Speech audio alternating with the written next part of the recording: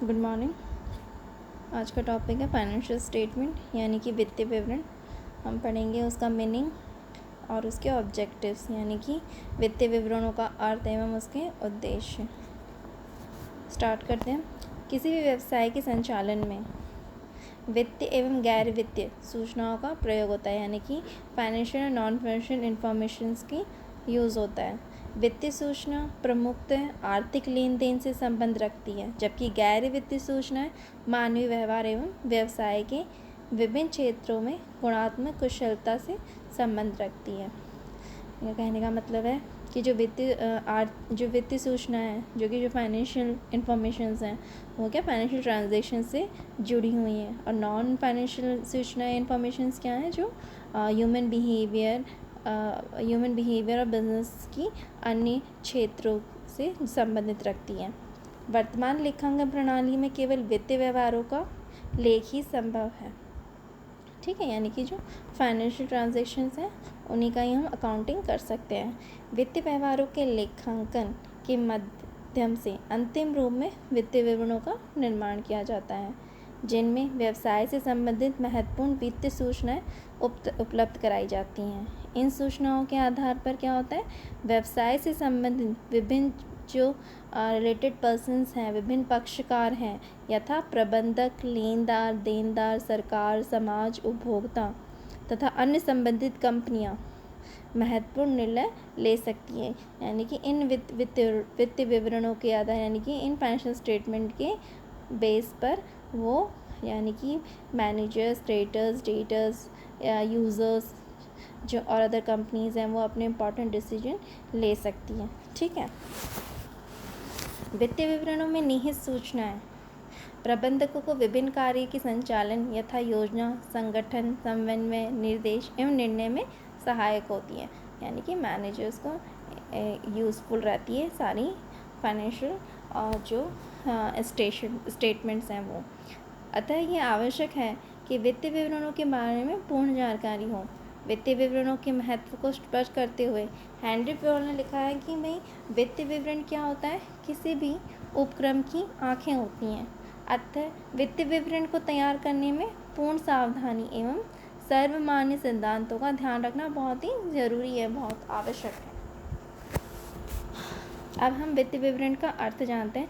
उसमें उसे दो तरीके से देखा गया है। एक ट्रेडिशनल कंसेप्ट है, यानी कि परंपरागत विचारधारा है, और दूसरा है मॉडर्न कंसेप्ट यानी कि आधुनिक विचारधारा है। सबसे पहले हम लेते हैं ट्रेडिशनल कंसेप्ट यानी कि परंपरागत विचारधारा, कि भाई वो क्या कहती है, उसके अनुसार वित्तीय विवरण क्या है। तो परंपरागत विचारधारा के अनुसार वित्तीय विवरण एक संस्था का ऐसा किसी भी प्रलेख को कहा जा सकता है। प्रलेख यानी कि दस्तावेज, डॉक्यूमेंट को कहा जा सकता है जिसमें संस्था से संबंधित आवश्यक वित्तीय सूचनाओं का वर्णन किया गया हो। ठीक है। व्यवसाय में वित्तीय विवरण एक लेख अवधि के अंत में तैयार किए जाते हैं। ठीक है, एक फाइनेंशियल ईयर के बाद में प्रिपेयर होते हैं उनके एंडिंग में, तथा इन वित्तीय विवरण में स्थिति विवरण तथा लाभ हानि खाता प्रमुख होते हैं। स्थिति विवरण यानी कि बैलेंस शीट एंड लाभ हानि यानी प्रॉफिट लॉस अकाउंट इम्पॉर्टेंट होते हैं। इन विवरणों में यथास्थिति विवरण तथा लाभ हानि विवरण की कुछ अनुसूचियों का भी प्रयोग किया जाता है, जो इन विवरणों के आंकड़ों एवं सूचनाओं का पूरक कार्य करती हैं। अगर हम परंपरागत विचारधाराओं के अनुसार वित्तीय विवरणों में क्या है, आर्थिक चिट्ठा, लाभ हानि खाता एवं इनसे संबंध अनुसूचियों को सम्मिलित किया जाता है। अब हम बात करते हैं मॉडर्न कंसेप्ट की, यानी कि आधुनिक विचारधारा वो क्या कहती है। तो आधुनिक विचारधारा के अनुसार क्या है, लेखांकन की जो प्रविधियाँ हैं उनमें बहुत शोध एवं विकास का कार्य, यानी कि बहुत रिसर्च एंड डेवलपमेंट हुई है। और वर्तमान में कुछ दशकों से कंपनियां आर्थिक चिट्ठे एवं लाभ हानि खाते के अतिरिक्त, यानी कि करंट उसमें कंपनीज हैं जो सिर्फ प्रॉफिट एंड लॉस अकाउंट और बैलेंस शीट के अलावा भी और भी अदर स्टेटमेंट्स हैं, फाइनेंशियल स्टेटमेंट, जिनको वो प्रिपेयर कर रही है।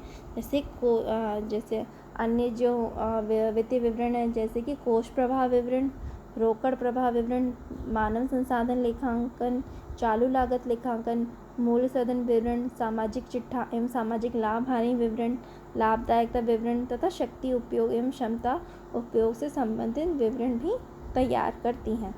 यानी कि हम इंग्लिश में इन्हें कहते हैं cash flow statement, fund flow statement, social accounting statement, current cost accounting system statement, value addition statement, social block and social profit and loss account statement. ये सारे स्टेटमेंट भी प्रिपेयर किए जाते हैं इन फाइनेंशियल स्टेटमेंट्स के भी अलावा, यानी कि प्रॉफिट एंड लॉस अकाउंट और बैलेंस शीट के अलावा। ठीक है, इसके अतिरिक्त विभिन्न वित्तीय विवरण विभिन्न क्षेत्रों के लिए अलग अलग भी तैयार किए जाते हैं। अतः आधुनिक विचारधारा के अंतर्गत उपयुक्त सभी विवरणों को भी वित्तीय विवरणों का ही भाग्य माना जाता है। अब हम बात करते हैं एक इंटरिम रिपोर्ट होती है, यानी कि अंतरिम प्रतिवेदन। तो अंतरिम प्रतिवेदन क्या है, हम उसे देखते हैं। प्रबंधकों के उपयोग के लिए संस्था क्या करती है, विभिन्न विवरण जो अलग अलग जो वित्तीय विवरण है उन्हें प्रति वर्ष के स्थान पर क्या करती है, प्रति माह, प्रति 3 माह या 4 माह के पश्चात भी बना सकते हैं उनको। ऐसा ज़रूरी नहीं है कि एक फाइनेंशियल ईयर के बाद में ही उनको, मतलब एक पूरे साल के बाद में ही उनको वित्तीय जो हम वर्ष कहते हैं फाइनेंशियल ईयर, उसके बाद में ही बनाएं। उससे क्या होता है, ये बीच बीच में ये 1 महीने के बाद में या 3 महीने के बाद में जो विवरण तैयार करते हैं उनको अंत में प्रतिवेदन करके और उसका एक प्रॉपर लास्ट में इंटरिम रिपोर्ट और स्टेटमेंट बना जा सकता है। तो अंतरिम प्रतिवेदन केवल प्रबंधकों के उपयोग के लिए तैयार किए जाते हैं, क्योंकि ये विवरण वर्ष के मध्य काल्पनिक आधार पर बनाए जाते हैं। ठीक है, अब हम बात करते हैं ऑब्जेक्टिव्स की, यानी कि वित्तीय विवरणों के उद्देश्य क्या हैं। अब हम उद्देश्य को लेते हैं। सबसे पहला उद्देश्य है उपयोग करने वाले व्यक्तियों के लिए आवश्यक सूचना प्रदान करना। अधिकांश उपयोग करने वाले व्यक्ति सूचना प्राप्ति कर सीमित अधिकार, सीमित समय, सीमित योग्यता एवं सीमित साधन रखते हैं। यानी कि नेसेसरी इन्फॉर्मेशन प्रोवाइड करता है फाइनेंशियल स्टेटमेंट किनको, यूजर्स को। नेक्स्ट है उपयोग करने के लिए संस्था की लाभ अर्जन शक्ति का भावी अनुमान। उपयोग करने वाले के लिए यानी यूजर्स के लिए संस्था की लाभ अर्जन शक्ति का भावी अनुमान लगाने एवं मूल्यांकन करने हेतु आवश्यक सूचना प्रदान करना, यानी future estimation and realisation of profit making, उसके लिए इंफॉर्मेशन प्रोवाइड करता है। संस्था के उपलब्ध तथा संभावित साधनों के प्रभावपूर्ण उपयोग के लिए संस्था के उपलब्ध तथा संभावित साधनों के प्रभावपूर्ण उपयोग के लिए आवश्यक सूचना प्रदान करना, यानी कि नेसेसरी इन्फॉर्मेशन देना एम्प्लॉयर्स एंड क्रेडिटर्स को, ताकि वो फ्यूचर कैश डिसीजन मेकिंग या फिर कैश डिसीजन एस्टिमेट्स लगा सके, कंपैरिजन कर सके, असेसमेंट कर सके वेरियस अनसर्टेनिटीज़ के ऊपर।